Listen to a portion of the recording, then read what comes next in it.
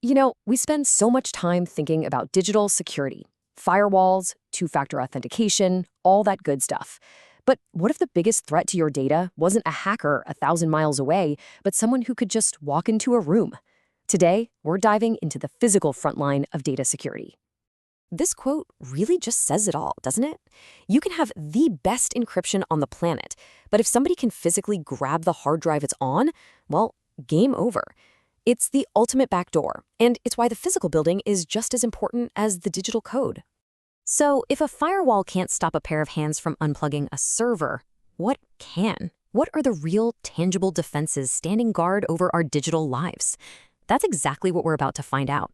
All right, here's our game plan. First, we'll talk about why the physical room is so critical. Then we'll meet the big four, the major rule books for data security. After that, we'll see how these rules actually play out in the real world.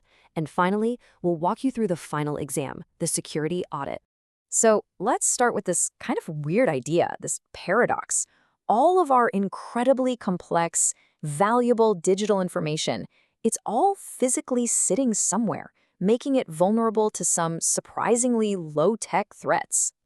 And believe me, this isn't some forgotten detail. Pick any major cybersecurity framework you can think of, and I promise you, there's a whole section on physical and environmental security. Why? Because everybody in this field knows that if someone has physical access, they have the skeleton key. They can bypass almost everything else you've set up. So, if this is so important, who's making the rules? Well, it's time to meet the main characters in our story, the big four frameworks that basically write the security Bible for data centers. Think of these four as specialists. You've got ISO 27001, which is kind of the global all-purpose standard. Then there's PCI-DSS, which is laser-focused on protecting your credit card data. SOC 2 is the guardian for cloud services, and HIPAA, that's all about keeping patient health information safe and sound. So first up is ISO 27001. This is really the international gold standard. It's a huge, comprehensive framework that helps a company build a whole system for managing security. For a data center, getting this certification is like a universal stamp of approval that says, hey, we take this stuff seriously. And it's not just theory. This standard gets super specific. We're talking about things like having strong, secure perimeters, making sure every single visitor is logged and escorted, and even having separate loading docks so delivery people aren't wandering near the servers. There's even a clear desk policy so employees don't leave sensitive papers lying around.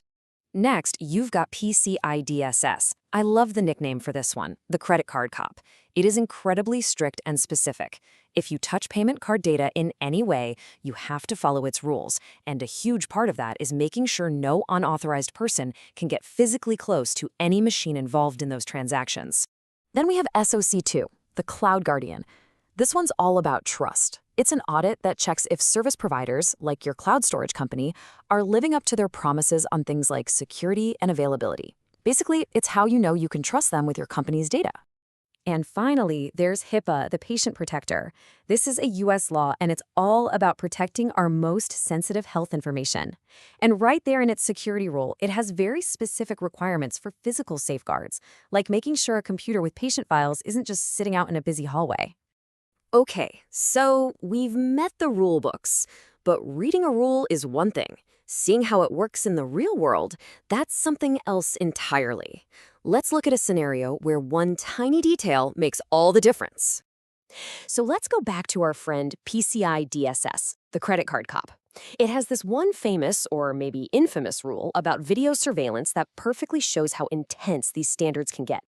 The rule is simple. You have to keep your security camera footage for at least 90 days. And they mean at least 90, not 89 days, not about 3 months. 90. It sounds easy, but you'd be surprised how many places mess this up. And here is the brilliant part. An auditor isn't going to ask to see last Tuesday's footage. No, they're going to walk in and say, show me the video from exactly 89 days ago. They know this is the ultimate stress test. If your system is set to automatically delete footage after, say, 60 days, you fail. Right there, on the spot. It's a perfect, simple way to see if you're actually following the rule. Which brings us right to our final section, the audit itself. This is the final exam. This is where all the policies, all the fancy equipment get put to the test. This right here is the #1 rule of any audit. It's the auditor's mantra. You could have the most secure building on Earth, but if you don't have the paperwork to prove it, as far as they're concerned, it doesn't exist. If it's not documented, it didn't happen. Period. This is why a security manager's real job is what they call audit defense. It's not enough to be secure. You have to be able to prove you are secure, on demand, at any moment. It's about having that evidence ready to go always. So what kind of proof are we talking about? Well, an auditor is going to want to see everything. They'll ask for your access logs to see who badged in and when. They'll want the visitor logs to see who signed in and who their escort was. They'll check your quarterly access reviews to make sure people who left the company don't still have access. And you'd better have maintenance records showing that your cameras and alarms are actually working. So when you step back and think about it, our entire digital lives, our money, our secrets, our health records, they all live inside these fortified buildings, protected by these rules. Which leads to one final question. Are these tests, is this final exam, actually tough enough for what's at stake? It's definitely something to think about.